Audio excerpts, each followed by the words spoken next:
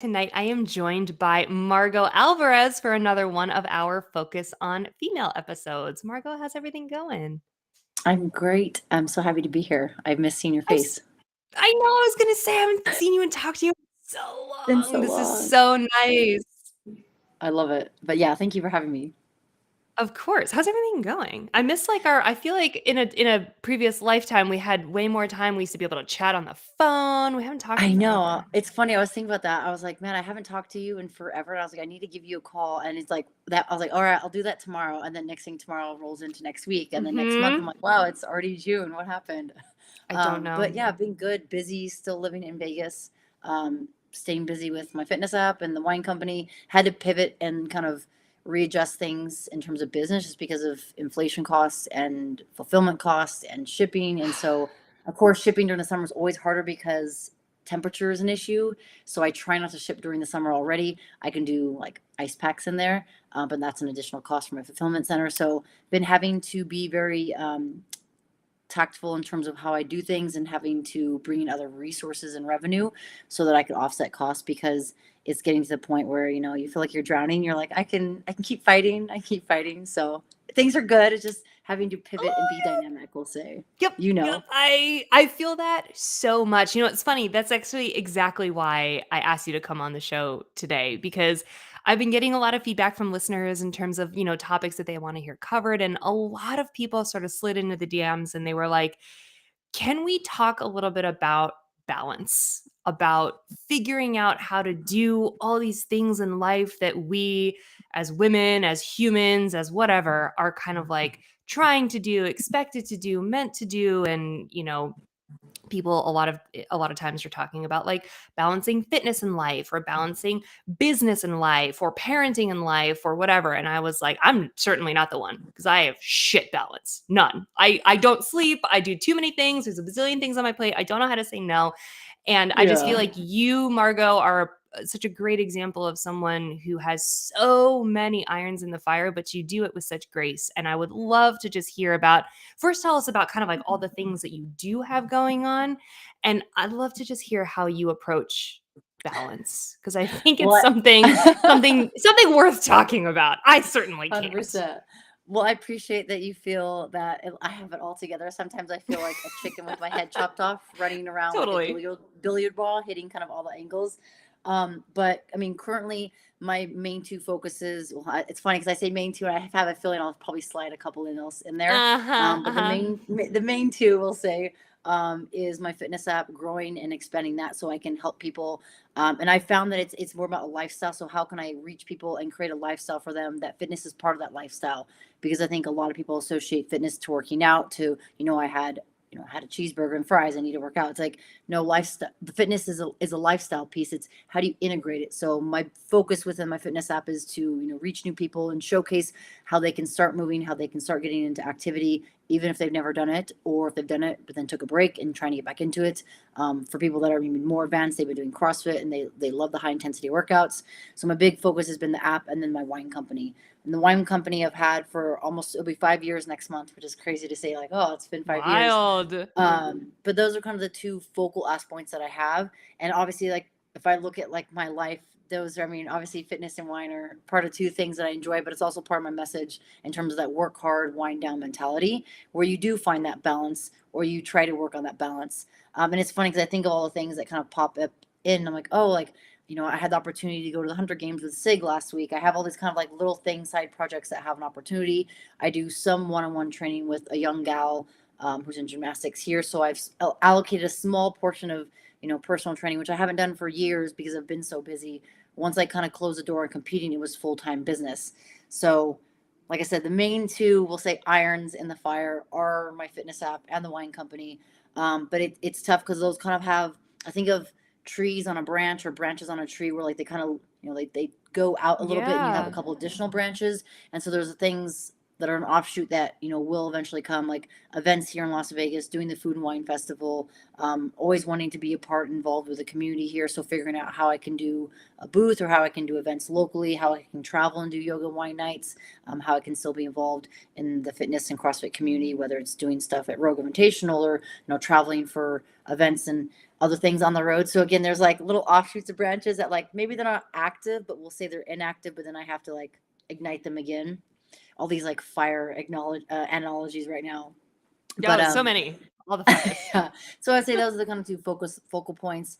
But of course there's kind of things in the background of like how I can improve myself as an individual, but then how can I improve as a coach? How can I improve as a community member, and help outreach to other people? I think what's wild is that both of those things that you mentioned, like, take so much time outside of just it's not like you can just be like, "Oh, I'm running this fitness app, and today I'm gonna dedicate 20 minutes to programming." It's like you have to you have to build the app and find the people and market the app and do the thing, and on top of all the business related things that come with that app, you have to be fit.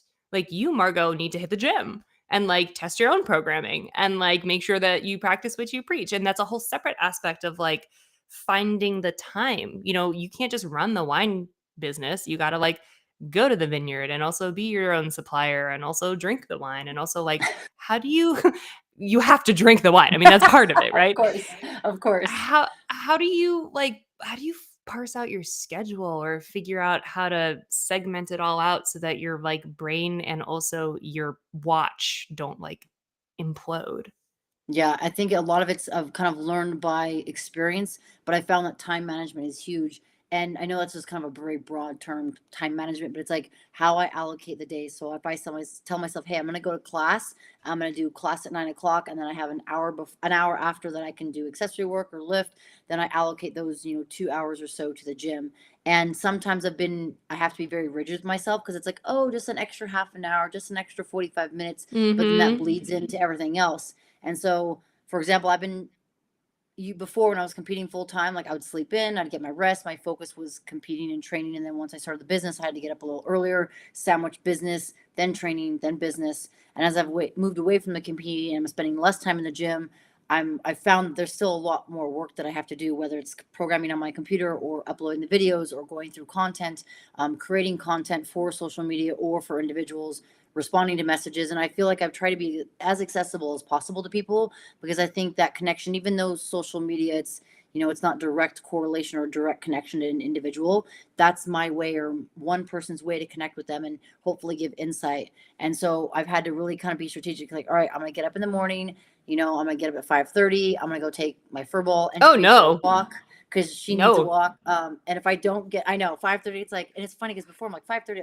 But way back in the day, I'd get up at 3:30 in the morning to coach the 5 o'clock class. So it's What? like, yeah, No. there's been, It's I the know, middle of the 100% agree. night. I know, 100% agree. I do not recommend that. I do not want that. But there was a period at my time of my life that I had to do that. Hey, So there was a period in my time where or my life rather, where I woke up at 3:30 in the morning to go to work. dang, yeah, Yeah, when I was a morning that's news anchor, I had to, like, be at work at 3:45. Yeah. and that's rough because you got to be like able to talk and function and articulate your words. When I wake up, I'm like stumbling to make sense of Girl, everything. So I'm like, I can get ready out the door. I had to have my makeup and hair done by the time we went live in the morning. I remember I would wake up and I would want, like, 3 more minutes of sleep, but I couldn't, like, snooze the alarm because that's not fair. Because Matt would be Yeah. sleeping and I would need to, like, you can't, like, snooze your alarm at 3:30 in the morning. So I would go into the bathroom of our tiny little apartment and turn on the shower, and I would set my phone alarm for like 2 minutes, and I would lay on the bath mat on the floor and just let the water run and get hot and be like, "What is my life?" Anyway, but go That's on. rough. I digress. But no, but that's good. But I think it speaks to because a lot of people will only see like slivers or pieces. They just see you in Yeah. front of the TV. They don't see you behind the scenes. And I think being Crying in the transparent. shower. Yeah, Yeah. hey man, it's real. And I think people, and correct me if I'm wrong, but there is a lot of social media. There is a lot of like instant gratification of like this is a snippet of my life. But it's like there's so many things. It's just like the ice cube or ice cube, that big like The iceberg. not iceberg analogy. We're like, this is the tip of the iceberg, and that's what everyone sees. It's that small bit, but everything underneath is not what people see. But that's the hard work, the struggles, the tears, the blood, sweat, and sacrifice that was put into XYZ. So for me, I've had to been very diligent, we'll say, in terms of my time and making sure, all right, sometimes it feels like it's a whirlwind where I'm like, I'm going, I'm going and going. And I'm like today, I'm like, man, I think this is the first time I've sat down for more than 5 minutes. Oh my But goodness. again, every day is different. But I know if I structure, say, hey, I have X amount of hours here, and then from here I'm gonna have to spend X amount of hours here, or 45 minutes or 30 minutes, or I'll try to, like, I know it sounds bad, but multitask. Like, can I make some calls, or can I connect with people over the phone versus if I'm driving to an appointment, or if I'm driving to, drop off wine, or if I'm doing an event, how can I like kind of multitask in a sense, but also make the most of every opportunity that I have in terms of the day. Like, some days are like that, some days are less busy. So it's just being diligent with your time frame. And for someone that maybe works like an 8 hour a job where like you're at the desk or you're having to be somewhere, then you're like, all right, I have the morning and the afternoon or evenings to do what I need to do. So it's being strategic in your time placement or how you allocate your time. And I've learned over the years that you have to say no to certain things, people, Mm. situations, environments, to say yes to others. And sometimes it can be hard because it could be the closest things or the most fun situations that you want to go to or be in that you sometimes have to say no to because of XYZ. And I've learned it just, again, more experiences and the more situations you go through, the more you'll be able to kind of figure out what works best for you. Like, I know for myself, I'm more likely to get my workout in the morning than I am the afternoon. There is a sliver of chance I'll get it in the afternoon if I'm meeting a friend or I'm committing, hey, I'm going to this Yep. class with a friend. But if it's by myself, I'm like, I'm just going to sit at the computer for a couple more hours. Yep. Yep. I do that exact same thing. And then I realize I'm like, oh my God, I haven't stood up in 9 hours. Jeez, Yeah. how did that even And then your happen? back hurts and then your hip hurts. Uh-huh. When I first started, and the business is still like this, but when I first started my company, if it weren't for the 5:30 PM class, I would have never left. I was putting in like 12, 14-hour days just at the computer alone, just to kind of like Yeah. get everything off the ground. And were it not for the 5:30 class at my gym and my husband being like, "Get your ass up, we're going to work out," I truly would be one with this chair for like 15 plus hours a day. It's rough. It's rough trying to get your own thing going. It There's no one is. handing you these opportunities. You are literally tooth and nail clawing for them yourself.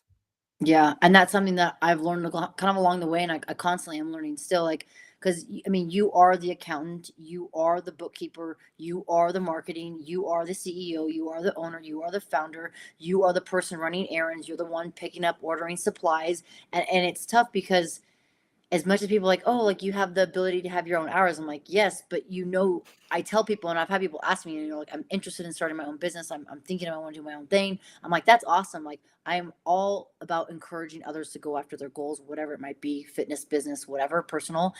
But I just tell them and I communicate to them, say, hey, like, just know you will be putting in a lot more hours. It's not like at the end of the day you clock out, at the end of the week, cool, we're going on vacation. You might have the flexibility to travel to certain places and do work there, but you are Yeah, putting in work a lot of from hours. wherever. Totally. Let's Exactly, you we're go work. exactly. Yeah. We're still Oh, yeah, working, we've yeah. taken so many trips over the last 2 years. I just have to work through all of them. It's amazing. Yeah. People are like, "Oh, you just, like, keep it's, like, perfect for you." I'm like, "Yeah, I wouldn't know that." Uh-huh. And, of course, like, you learn along the way, but it's, like, it's tough because as a small business, you're having to, like, I mean, at least for myself too, like, the taxes for the wine, it's like, I have to report, quarterly, I have to report monthly, yearly for some states, it all depends, but it's just this constant it's not like, "All right, cool, like, here to my assistant," which is non-existent, like, "Go do this," or, can you help me with this?" And people offer, like, "Oh, hire someone." I'm like, I don't have those resources to do that. And if I did, I would love to be able to provide more opportunity, more jobs to individuals, whether local here in Las Vegas or abroad, like in another state or outsourcing. But I don't have those resources. I don't have that financial capability right now. So it's like am responsible for everything. I have to do everything, and it's tough sometimes when it gets to like the legality stuff, the legal work, the Oh, taxes, yeah. and all that, and it become very stressful. And it's like people are like, do you do what I love? I'm like, yes, I do. Like, I'm talking through my teeth. Again, I'm grateful for all the experience, and I wouldn't change it I wouldn't change it because I've learned a lot. There are things that I would go back and I would for sure do differently, and I would probably make different decisions. But I know I don't have a magic wand, and I can't go back in time. Mm. But there are a lot of things that I have learned when it comes down to time management or understanding different roles or having to pick up where you're at, like it's tough, but it does give you the ability to, be dynamic in certain aspects. But it can be very, very frustrating and hard sometimes because you have so many doors or so many times where things are like kind of slammed in your face, like no, no, and you're kind of like, well, is it possible to get another no? And yes, there will be another no. But it's like, how do you get back up and how do you persevere to the next thing? And I think that's my stubbornness, we'll say, I guess, and my perseverance, a combination of both, have definitely helped me get to where I'm at. Um, and there are some times where I'm like, man, F it. I'm done. Like this, the energy that you put in and the time and the sweat and the sacrifice of everything you put in, it can be sometimes at the back end. It's like, you know what? Sometimes I just want to, check out for the day or check out for the week or whatever it might be. But I'm not there. I made this decision. So it's like, let me buckle up. I know I can get through this. Let me just take it one day at a time. And this kind of circles into the balance piece that you were talking about. It's like, it is so easy, like you said, to sit at a computer and work 12, 15 hours, keep going. I could sit here all day long and do work and never be finished because there's constantly something else I need to work on. But at the end of the day, whether that's 5 o'clock, 4 o'clock, 7 o'clock, sometimes that changes depending on how I start my day. There has to be a point where I have to disconnect because if not, my brain is fried.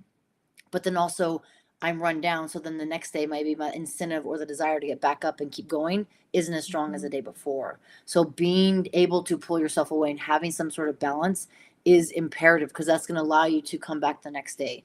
And I think I've tried to communicate this with my message with my wine and my business, but also just how I live my life is, every day is not guaranteed. And I think having a personal experience when my sister passed, that was a huge eye opener where it taught me a lot at a young age, but also realizing, all right, I have to still be able to enjoy myself because if I push myself into the ground and I grind, grind, grind, which that is important. I'm not saying don't do that, but knowing at the end of the day or at the end of the week, you take some time for yourself, whether that's a bath, whether that's a small hike, whether that's, a small trip, wherever you go.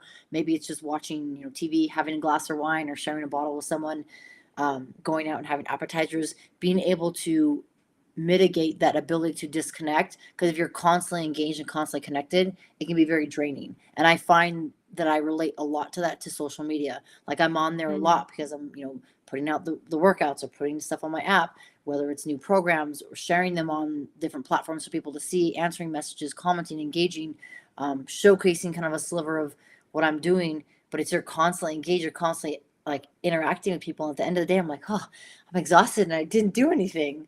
Mhm. Yeah, totally. And I also think that like what you were talking about in terms of trying to maximize every moment, like that is so effective and that is so exhausting because now Mhm. you've done twice the work of an average human in the same amount of time. And you're totally right. Without having some sort of light at the end of the tunnel, whether it be, like you said, at the end of the night, or maybe like, just got to get through this week because this weekend is going to be relaxing or whatever, without having that, I do find that I lack the motivation to get up and do it again because then it just feels like you're stuck. It feels like you're stuck in a rut or in that grind without any sort of reprieve at the end of it. But I still find that I have time, or I have a hard time rather, committing to that time off sometimes. I think we all do. I think Yes. it's like, "Oh, thank God, I just gotta get through today and then tonight I'll be off and I can, watch TV or whatever." And then my phone buzzes. And how do you convince yourself not to check it or not to peek at your email right before bed or not to be like, "Y'all, let me just respond to this message real quick and then I'll be done," you know? Yeah, How because do you that could do be, that? a slippery slope to, like, the Yeah. next message, the next email, different email accounts. For me, I've tried to usually at the end of the day, if I'm winding down, I've tried to be more advocate, for at least for myself to read a little bit more. So for me, it's like, "All right, I'm gonna go to bed maybe a little bit earlier, and I'll put my phone I'll charge it, I'll put it away, and then I'll read, and I'll read for maybe, 5 pages, maybe 5 minutes, maybe 10 minutes, depending how tired I am or how awake I am." And I found for myself that allows me to kinda disconnect. I know that I still struggle with like, maybe disconnecting from the computer, but still having my phone. I'll be on there Mhm. kind of glancing, especially if I'm waiting for something or if I'm, waiting to hear back for an email or regards to like a project. And so I'll kind of like glance at, look at it. But sometimes I'll look at it, I'll acknowledge it, and then, all right, cool, I'm going to answer that tomorrow. And I Oh, I think can't do that that. one, Mm-mm. that is very tough. That is very hard. But I think I've learned to kind of compartmentalize it. If you think about it, where it's like I need like one, I'm curious. So I'm like, okay, what is my message to? Like, all right, cool. Then there's some where it's like that's not always the case, but I feel like, all right, if I acknowledge, I understand, I see, I'll answer that tomorrow because I know that I could sit there and go back and forth 30 minutes or go into a discussion. And so I think depending on the individual and depending on who you are, how you operate, and how you deal with things, if you can look at it, see it, acknowledge, and put it away, deal with that. If not, then putting your phone downstairs or turning it over. I found that usually I turn most of my notifications off, so it's not constantly like light, light, light on my phone. Mm. I'll turn them off, or I'll flip it over. I'll just put it downstairs, and then so I can be engaged, whether it's watching a movie or reading a book, or if I take Entropy out for like another walk or take her out for a little bit. Um, I'm trying to be more engaged with kind of the present, like what's directly in front of me, what's right in front of my eyes versus being connected through a phone or anything. And it is tough, but I found that reading has been one of my biggest ways to be consistent with that. um, I and love I that. found that if I can at least say, hey, like I have a multitude of books that I'm working on reading, but I always have one on my bedside, always have one there. So even if I'm working on it, I'm unfinished, it's always there, so I constantly see it, so it's a constant reminder. All right, cool, let's read tonight. Let's not be on my phone, like sitting in bed, going through messages or emails, Mhm. or looking at my calendar. And that's something I found I've done a lot more as I've gotten busier. I'm like, where can I squeeze something in? Like, all right, well, I need to go drop off this. I need to go visit this store. I need to go pick up more supplies. So let me squeeze this into these two payments. And then it's like one thing after the next. I have all these appointments, and I'm like, what did I just do? Like, I'm making Mhm. myself more busy. And I think sometimes it's also a way for myself to reflect, say, all right, if I'm trying to keep myself busy for a certain reason, is that because I'm trying to avoid X or Y? And I found that if I do see that I'm trying to make myself more busy, or I'm trying to put more on my calendar or more on my schedule, I'm trying to fit more within the day, then I take a look back and like, all right, let me sit down and journal, because maybe there's something internally that I'm struggling with, or I'm fighting with, or I'm fighting myself with. And if I can get it out on paper, maybe that'll allow me to, take a step back and just, oh, like maybe it's just that split second. Like for example, I think it was a couple weeks ago, I was journaling, and I was writing like, thoughts and emotions and whatever I was going through, but I was like, I kind of want to just draw and doodle. And so I was drawing and doodling. I used to do that a lot when I journaled way back in the day in college. And for me, it kind of sparked, like after I felt like I did some drawings, it was like trees and nature and, whatever, a house. Afterwards, like I felt a little more creative, that spark of creativeness. It's like, I think that's kind of what I was missing. And I felt kind of energized after that. And so if journaling is something you've never done, I recommend people to try, because I found it highly effective to kind of disconnect for a little bit. If you struggle talking to people, or you're an introvert, you don't like talking to people, maybe journaling, or voice to text. If you don't like writing, voice to text might be another option. Whether you keep it or delete it or whatever, or put your phone on record and just talk to your phone, and then you can listen back to it if you want. But finding some sort of outlet has been huge for me to make sure that I'm not compartmentalizing feelings or emotions or stress. And I know when I get stressed, things start to pile up, and then that emotion can be taken out of other people. I either get short, or I try to procrastinate. I kind of procrastinate on certain things because I'm stressed about it, or I'm avoiding it because there's some, some big thing that I maybe don't have the answer to, or I don't know how to manage it, or how am I going to get resources for that. So then I kind of get it all wound up. So the best way for me is to, journal and write and get it out. I think that journaling, I think that books in general, any type of, like anything like that is really underrated. And I feel like, so I have a bunch of books by my bedside too. And it's like an ultimate goal of mine. I'm like, I really just want to get in bed and read. And then like it never happens because I fall Yeah. into the void and I'm staring at my phone. Like my husband and I we have time for like one show a night, right? So we watch like 20 minutes of TV while we eat, like good American family. And, and then we like just, the show ends and we're on our phones and we look at each other and we're like, shit, how long have we been sitting on our phones down here? Like now we're tired. We should have gone to bed. We should have whatever. So I always want to have that time to read because I find that my brain feels better. Like my brain, it just Totally. like my head doesn't hurt because it's been a little tiny bit of separation from staring at my phone or at a screen or something, but I can't barely ever convinced myself to do it. But when I was first home from having the baby and I had really awful, terrible postpartum anxiety. Like 6, 7 weeks of it, just the fucking worst Oh ever. man. It was the pits. I was terrified of it, and I was like, "That's it. I've gone fucking nuts. Mark the time." Matt got home from the hospital with a baby and a crazy wife. And so I threw everything at the problem that I could think of. I got a awesome postpartum therapist that I still see once a month because everyone should be in therapy because it's amazing. For And I sure. was doing like acupuncture and I changed up all my supplements and I started journaling at night. And I found I can't journal, like, I'm not good at it. Like, you just write or you doodle and you let your brain, whatever. Like, I can't do that. It doesn't flow. But I Yeah. got a prompted journal. It's actually called the 5-minute journal, not sponsored on this Is podcast. it It totally red? should Is it a be. red like little book? No, it's white and it's literally Okay. titled The 5-Minute Journal. You can get it on Amazon. Highly recommend if you're like me and you wanna, like, get your brain on paper, but you don't know how. And it's like Yeah. it's got prompts for in the morning and at night. So you're supposed to do, like, 5 minutes in the morning and 5 minutes at night, but I had a newborn and I would feed him every 3 hours. So I, like, couldn't, oh, that got really bright.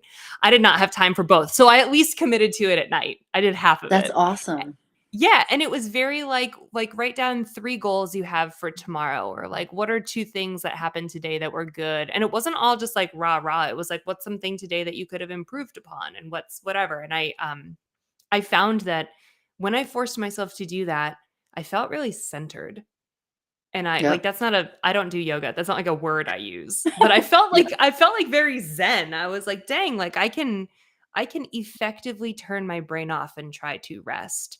As opposed to when I stare at my phone and I scroll and then I'm like, "Oh man, I'm tired," and I put it down, my brain is still going and going and going and it takes me 20 minutes to fall asleep. Totally. And I think I was reading something that just I think earlier this week or last week that it's like when you're on your phone and you're like scrolling and you're looking at stuff or responding to people, it's not disconnecting. It's still processing. Your body, your brain's still working to process the images or the music or the text that you're writing. And so I think that's where in journaling, it's like you're seeing words or questions, but then you're the one initiating like how you respond to it. And I think that centering aspect, I mean, I do a lot of yoga wine nights. I practice yoga. I try to go at least once a week from like my body, the physical aspect, Mhm. um, stretching and mobility. But I also find it very calming mentally because it allows me to be one as present as possible. But I'm focused on what my body can and cannot do, the positions I'm in versus worrying about external stressors, and that centering and that ability to kind of cuts out the noise if you think about it. Like there's a lot of noise. We look at our environment, our society, we're very go more more, like work 80 hours a week. Where you look at Spain, for example, they're like 35 and a half hour work weeks. You're like, woohoo, you get a That's siesta from 2 to amazing. 4 in the afternoon. But it's a lifestyle shift. And it's like it's tough because you create this habit. And even for myself, I've created a habit where I'll go online, I'll respond to messages, and I'm on there, and the next thing you know, I'm like, man, I'm looking at random things. I'm like, what am I even doing? Like I just wasted 10 minutes doing something, 20 minutes. But for Mhm. me, I think it's a sign that my body's trying to tell me like I'm trying to disconnect or like be able to pull myself out of the situation that I am, but I'm putting myself in a different situation by being on my phone and having the simulation versus taking 5 to 10 minutes to journal or literally put my phone down, stare at the wall, and be bored for 5 minutes. Or and it's funny because I hear a lot of people say be bored. I've never really felt ever bored. I've never described myself as bored, but I think if I'm not doing something, I'm just there. I'm just being, right? Like we're human beings. Let's just be in this environment. Let's just be in this moment. And I think it's hard when we have so much distraction and noise these days. So being able to create a new pattern and that new habit is so hard. And even myself, like I said in my book, I'm like, ooh, I need to read tonight, but I'm not going to. Mhm. Yeah, 100%. And I think that, like, what makes it harder is I like scrolling. Like, I feel like it I shut my brain off when I do that, and I feel like I deserve that. I'm like, this is fun for me. It's fun to catch up with my friends. It's fun to browse Instagram and laugh at TikToks and whatever, and, like, I worked all day. Like, don't I get to, Yes. like, have some fun and relax and just watch this shit and, like, zone out? But then it's like I have a hard time finding a limit, and all of a sudden it's 11 o'clock, and I'm like, "I should have been in bed, like, half an hour ago. This sucks," you know? Yeah. I'm And one with the that's couch, and I'm staring at my phone still, like and it's hard because there is that pleasure and it's like nothing's wrong with that, like enjoying it. And if it feeds a purpose, embrace it. But again, it's like learning how to mitigate that, like everything in moderation, right? Like And when I tell Mm, people like, hey, like the only way I tell people like the best way you're gonna learn how to drink more or taste different flavors and aromas in the wine, or different palettes or different items on your palate, whether that's licorice or blackberry, is to drink more and taste more. But I tell them, I'm not saying like go crush a case at night, you know, maybe split a bottle, or maybe the day calls for a bottle because it's been a rough day. But it's about that balance and moderation. But it's about experimenting and finding like what works for you, what doesn't work for you. And being kind to yourself too. I think that's something where I found like I'm trying to be more kind to myself, where I'm a very type A individual. I hold myself to the highest standard. Don't know why, I just always did. And it's like, well, if it's not the best, if you're not first, you're last, whatever. right, um, yeah. not saying that mentality, but it's being kind and understanding to yourself, so that you're not like constantly like holding the flame or holding that torch to yourself. Because if you're constantly doing that, it's like, if I make a mistake, or if everything's not perfect, it's not like it's horrible. It's just learning and being understanding and ebbing and flowing. Well, I think that's particularly interesting, being that that is sort of your lifestyle and your business centered around wine, because even as a professional athlete, you were doing the wine stuff, and I feel like you were very that was unique, because there are so many people in competitive CrossFit, but in any sort of athletic profession, that look at that and they're like, yeah, I count my macros, yeah, I have to figure out my sleep, and alcohol is poison. Yeah, And you were always like, right, like point blank. And I'm, by the way, not talking about the people who like abstain from alcohol because they've had problems or whatever. Obviously, this is just people who are like, no, I can't drink during the competitive season. And you were always the one that was like, there is balance in life, and you for absolutely sure. can work hard, wind down. And I think that's really interesting. That has always been where your head has been at. Yeah, I think for me, I think it was really, um, I mean, not only before, I mean, before even CrossFit competing, like, bust my butt, go for runs, train, and then at the end of the day, enjoy myself. And I think part of that for sure stemmed from with the passing of my sister, and understanding, knowing like I am not guaranteed tomorrow, next week, next day, things could drastically happen where someone or something could happen and their life is taken away. And so I think learning that at a young stage, it's like I'm gonna bust my butt for my goals, but at the same time, I'm still going to enjoy myself. If I want to have a glass of wine, if I want to have a beer, I'm going to. If I want to have like my 5 donuts, I'm going to have my 5 donuts. My body probably needs the 5 donuts because I haven't eaten enough carbs for the day, so that's probably why. Um, Oh but for yeah, me, me too. again, That's definitely why I need the 5 donuts. Yeah, I yeah, yeah. learned that Not after enough the day. I was carbs. like, oh, I probably should have 5 donuts a day. No, I'm just kidding. But again, I think I learned that at a young age. But then just as I was evolving and as I was getting into, I spent so much time in the gym competing and working so hard. It's like I want to enjoy myself. I want to have a glass of wine at the end of the day, or beer, or whatever I'm going to have, because that's going to allow me to just really appreciate the day and like reflect back. It's like, hey man, like if this is the only day that I have left, not saying that it is, I'm not saying think like that, but for me it was just a very cognizant and being present of like, I'm going to make the most of this. I'm going to wind down at the end of the day. I'm going to enjoy and appreciate this moment, because tomorrow I'm going to get up and do it again. And it's funny because I think in 2018, after the marathon row, I got a glass of wine back at the hotel in Wisconsin, and I think it was Pat Vellner, and I think his parents were there, and they were just talking about like, oh man, like Margot's drinking wine after the workout, like even though Thursday was kind of a rest day, but it's You're like right. I'm gonna enjoy myself. I'm gonna have a glass of wine. Like I just deadlifted 400 pounds, and now I'm gonna row a marathon. Like hell yeah, I'm having a glass of wine. Why wouldn't I?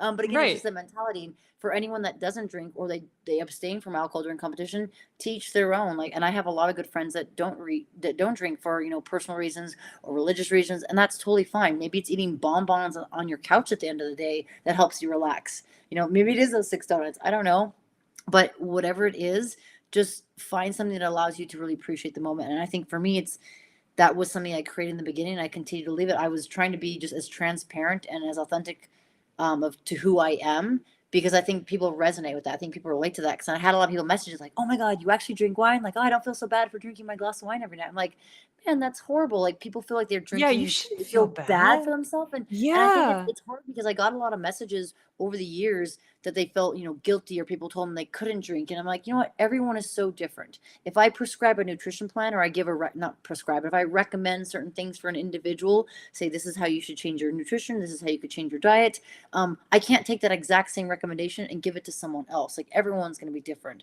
So, you know, whether you want to drink or don't want to drink or you want to relax, that's fine. But to be like told that you can't do this, you can't do that, and it's like, man, that's unfortunate. Like to go through life and feel like you aren't able to do certain things because you're not going to reach your goal.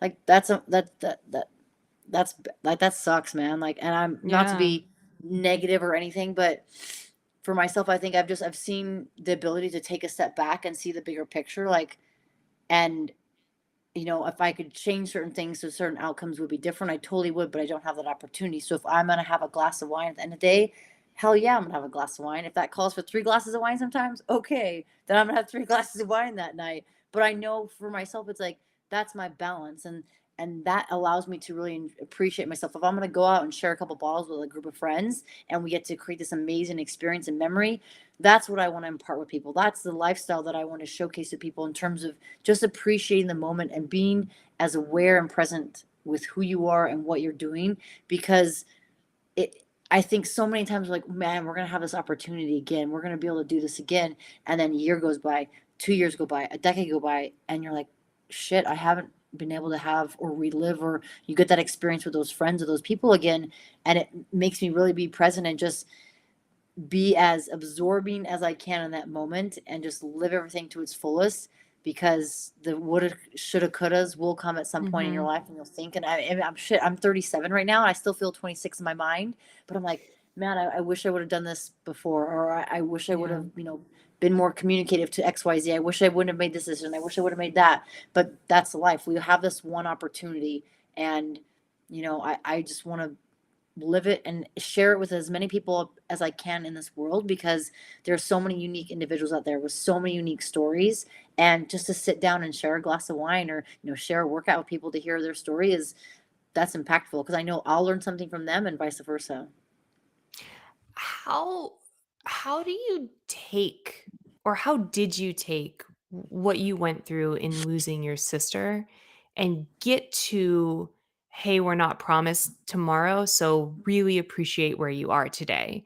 Like there's a lot in between, and I think a lot of people when faced with difficulty, especially with grief, they can't Hmm. always get to, hey, I'm here and I'm alive and I want to make the most out of every single moment because we're not promised tomorrow. And I've seen that. I think a lot of people experience that, myself included, in dealing with grief and finding it really hard to get to a place where they're now living with gusto. You know what I mean?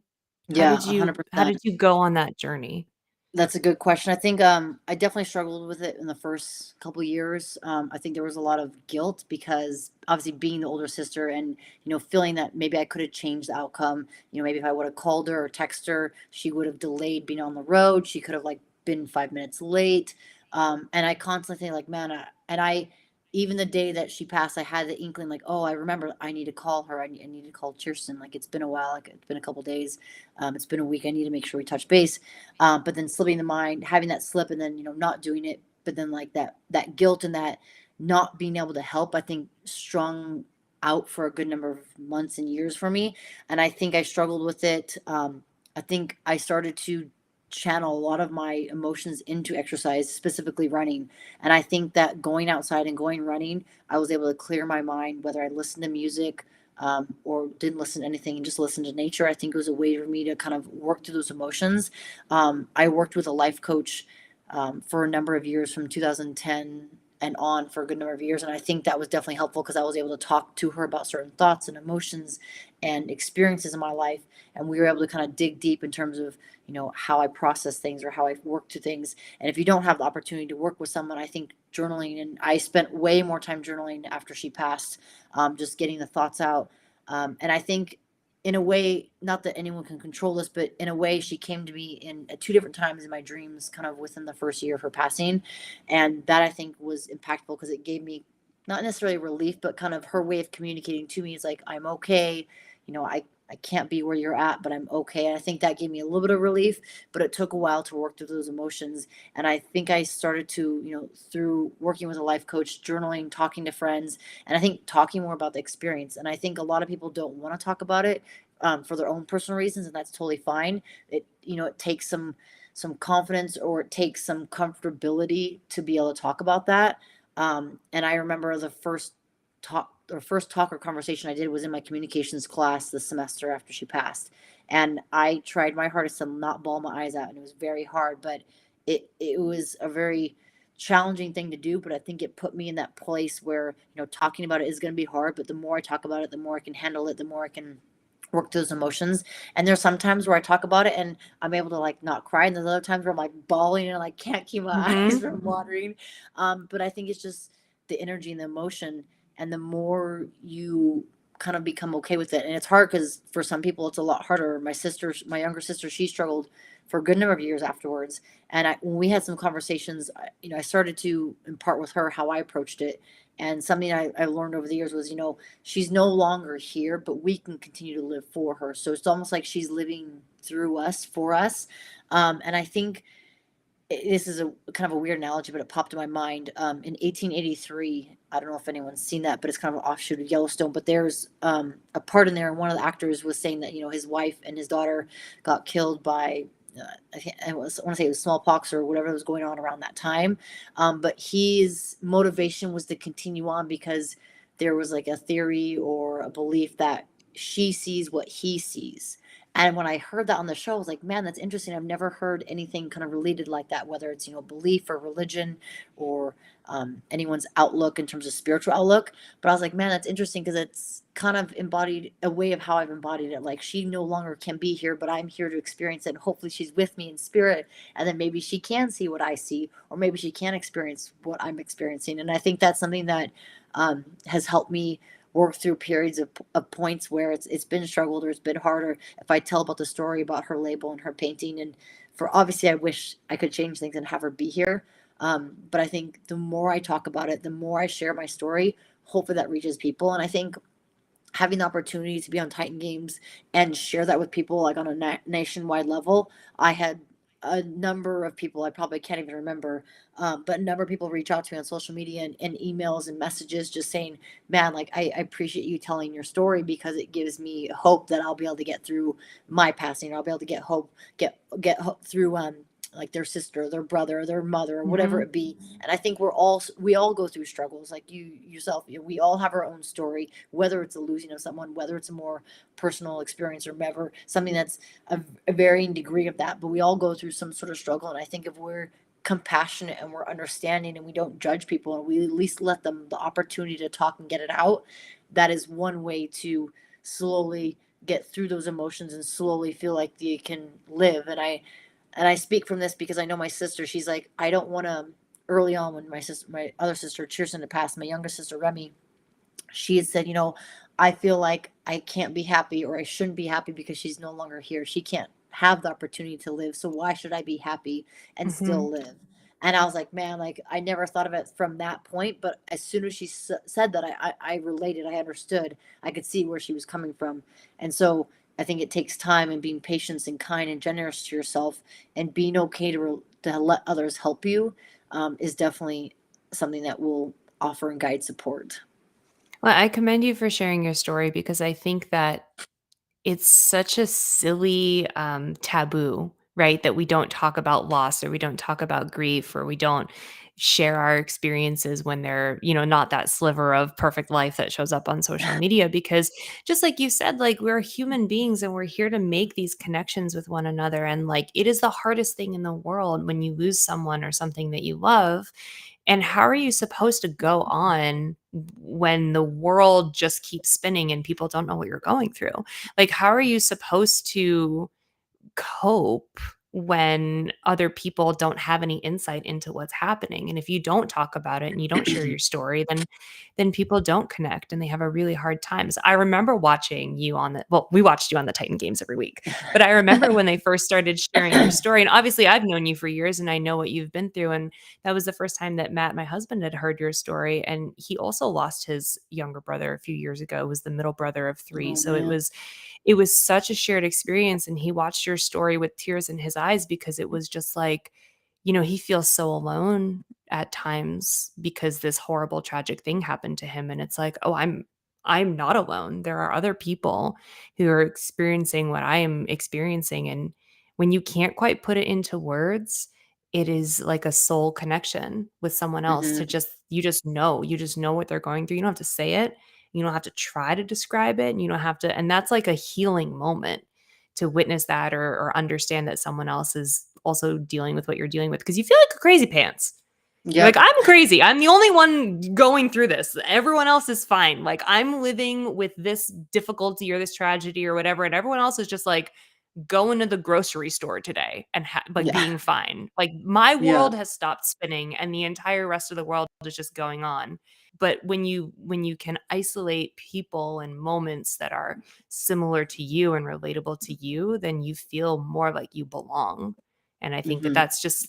that's so important. So for you to do that constantly, to do it on national TV, to do it via your wine with the label and her artwork and saying her name and sharing her story, I just feel like it lends itself so very much to the balance of your life because here you are doing all these things that are like business and fitness and whatever, and also like it's infused with this really personal stuff that kind of forces you to slow down, right? It Mhm. forces you to like listen and be like, "Oh shit, like yeah, Margot's wine is popping and her business is crazy, but like there's meaning here and let's just like slow down and think about it and look at it and be in the moment with it." And that's important. 100%. And I think, like you said earlier, people don't.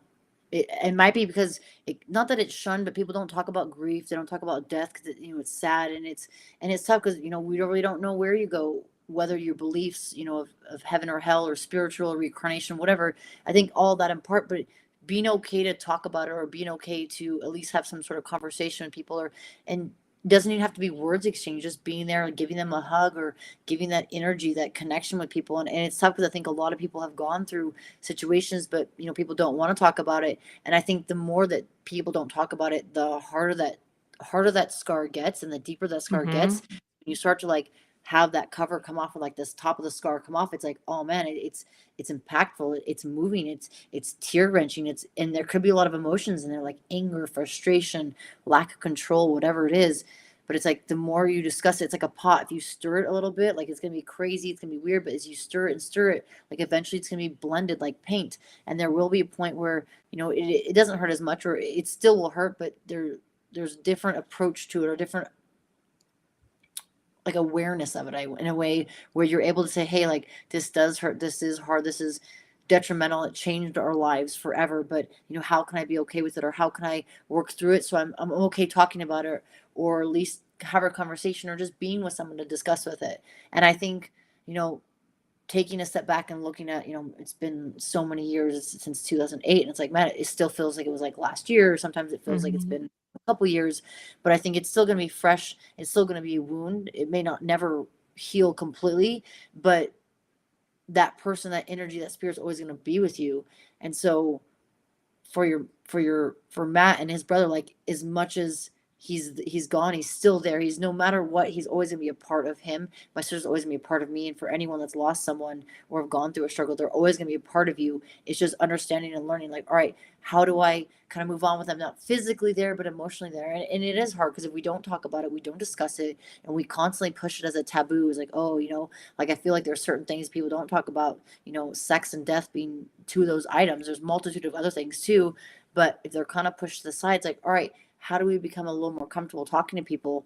And I hope people would feel comfortable, sharing their story or opening up. And I think we all have scars, we all have hardships in our life. And I think if we're non-judgmental, we let people go, and just relax and let them be who they are, like that is going to make it a little bit easier sometimes to deal with. And I've told people that have struggled, like, hey, I just lost my brother, how do I get through this? Like, sometimes it's just one day at a time. Don't worry about Mhm. that week, don't worry about next day, don't worry about next year, next month. Just taking it one day at a time. And I learned from my mom. My mom is a very strong individual, and she struggled a lot. She lost her best friend, then 2 months later she lost her dad, then 2 months later she lost her daughter. Oh So my for my mom to god. go through all that, yeah. And I think she hit a lot of things. She just compartmentalized. She pushed things down because she didn't understand how to. She's a very sensitive and emotional person, and I love my mom to death.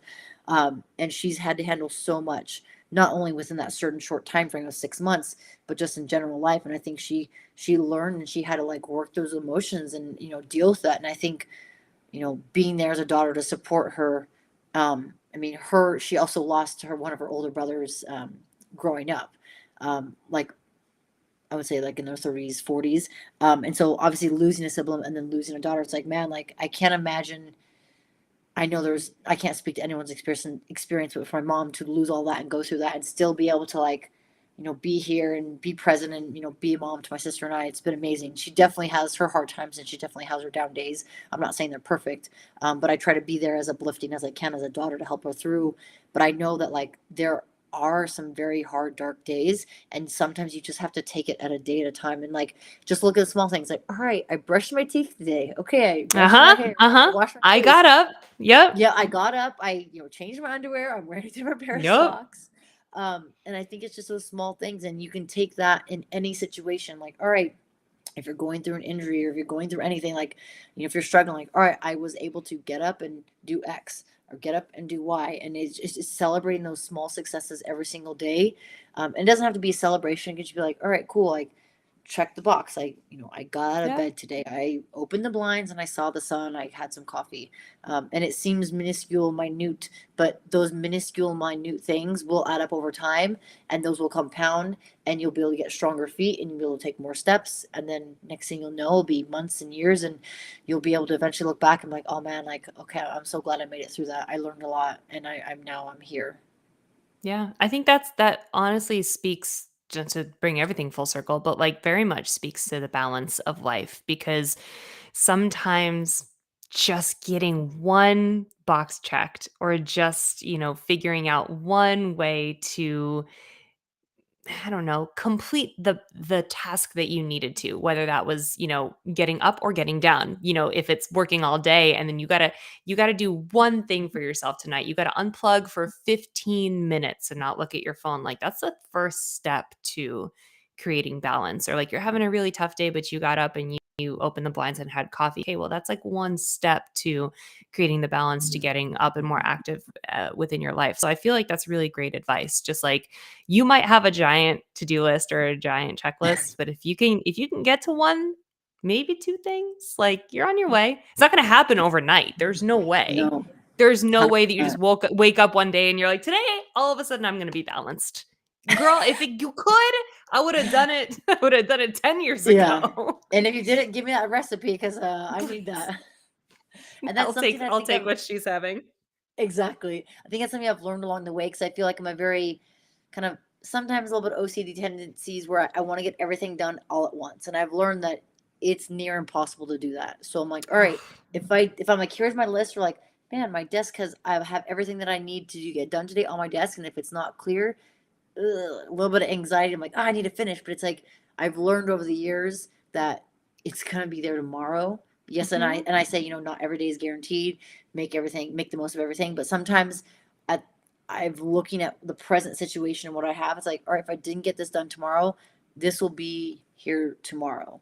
I will be able to accomplish the rest of it tomorrow. And that gives me some sort of peace of mind so I can disconnect. And I remember, I think I saw this on social media as I was scrolling to the abyss. There was, I think it was like Tom Hanks talking with some other actors, but the phrase of this too shall pass. Like if you're having a bad time, you're struggling through something, this too shall pass. If you're having a great time, you're enjoying it, embrace it because this too shall pass. And I was like, man, that really kind of resonated of not just of like, enjoy the moment, but everything is dynamic. Nothing is guaranteed. We are here for a finite time. Our time will at some point come to a passing. Um, but while we're here, we can make the most of everything, embrace everything that we have, because things will evolve. And just like the seasons, I think the seasons are a great example of this. I mean, granted, if you live in an area like Vegas where there's like only two seasons, like hot Well, yeah, summer and fair. cold winter. Yeah, maybe a week of spring and a week of fall. But you see that, and there is constant evolution, there is constant change, and so how can we really be present, be in that moment, embrace what we have because this moment too shall pass. This transition of life will pass, and I think as we get older, at least how I felt, as we get older, time goes by faster. The rotations of the days go by faster. The rotations around the sun go by faster. And I'm like, how do we slow down? But I've learned that if I can really, make the most of my day, engage, be present, get things done, don't jam pack it, then I make those days fuller in a way, like volume wise. And that allows me to say, all right, cool. Like I made the most of today. I'll tack it tomorrow. And whatever I didn't get done, I'll approach tomorrow and work on tomorrow. Yeah, I'm exactly the same way. Like, if I have a pile of That's shit to do, I awesome. want it all done. I want it, Yeah. like, done. I want it yeah, and we just bought a new house, right? Oh, So, awesome. yeah, Congratulations. thank you. Very excited in the middle of closing just to add one more thing to my list Yeah. of, like, I'm not busy enough. Let's NVD. just buy and sell a house, no big deal. But we're looking at this, like, laundry list of updates and changes we wanna make to this home that will be our forever home, right? Like, we're selling our starter home, and we're gonna be hopefully in this house for the next 25 years and, have more kids and raise a family, whatever. The things we wanna do to this house are gonna get accomplished over the course of, like, a decade. We're gonna pick, like, a project a season or a project a year or something, and I am struggling really hard with being like, we gotta get in there, and we gotta get a contractor in there on day 1, and we need a plan, and he's gonna do 17 rooms at once, and, like, it's just not gonna happen, and we're gonna have to live with it for a while, and I'm struggling. I'm really struggling with that. I can only imagine, but in a way, I think it'll probably be good practice because then the patience or the ability to work through that it might be like high anxiety at the beginning, but at the end, you're like, all right, cool. Like I can acknowledge and put to the side. And that's Mhm. something that like the compartmentalization of certain things and situations can be to a benefit, obviously, as we learn, where it's like, Yeah. okay, I see this. I'm just going to literally close the door physically, Uh-huh. metaphorically, and it's out of sight, out of mind. And then you can worry about other stuff. But yeah, I Hey, hear that's you. the first I step to get looking it at my done. email and not responding to it until the next day, which is, uh, you're my life goals that you can do that. I'm Okay, not adding it to everything, my but some I list. look at them, I'm like, "Oh gosh, I'm gonna deal with that tomorrow." Yep, yep, yep. Yeah. You gotta get on that level. Again, Well, it's taking time and taking practice, but you'll get there. I'm working on it every day. Margot, thank you so much for chatting through all this stuff. I know it's a lot and there's no real answer, but I just feel like sometimes it's therapeutic to talk through it all. And I feel better. I 100% feel like agree. I can take on more and Yes. figure out how to strike some more balance in my life. I think it's definitely, like you said, talking about it and discussing it, and even like, if people are listening or watching, whatever, sometimes it's just like ideas being thrown around. And you're like, "Oh, I never thought about that." And that can, bring something present to the mind. So Yeah. I always love it. How do people find you, get in touch with you, whether or not they want to maybe hop on your fitness app or order a case of wine? Push. Like what are all the ways? Yeah, so if you're following me on social media, so Instagram is 321 go GAUX. And then I have my fitness app, Margaux Alvarez app.com. And then the goatwine.com is for the wine. So wine and fitness differently just because of legality reasons for now. But Eh. yeah, good old licenses. Yeah, you mean I can't, like, log onto the app and get my workout and instantly order I'm like, "Wow, I I'm gonna wish, need, man. like, We're 3 getting there. cases after that workout." Eventually I'll kind of blend them together. No pun intended. I'll Cool. get there. Ah, Badoomtsh. Awesome. Margo, thanks again. This was Of wonderful. course. For I everyone love listening, please get in touch. Get in touch with Margot and get on her app and get all the wine. It's delicious. I got a bottle of it last year at West Coast Classic. Oh, that's Someone awesome. brought me a bottle of it, and I was so pregnant, and I was like, I can't wait until I can drink this. You're like, And it "I'm was saving it till the glorious. baby's out, but it'll be good." It I'm was so glad you enjoyed amazing. it. Yes, Well, if you guys loved come it. back to Loved it. Vegas, I'll have to get you some more. Deal. I know when we Yes. were there, it was like the one weekend you weren't there. It was I so That was the only stupid. weekend It I was out was of town. I was so sad. I was like, "No." the dumbest. Yeah. And for everyone listening too, guys, please keep sending me all of your feedback because I love hearing from you guys and I love exploring new and different ideas and topics for this show. And yeah, we'll just kind of keep it going as long as we possibly can. So continue to slide in and send emails and do all the good things. And we will keep figuring out wonderful guests to have in the space and continue to sort of like lift up female voices in and around our sport. So, for everyone listening, thank you guys so much for joining us. Margot, thanks again for coming, and we will Of talk course. to you guys Thank you. later.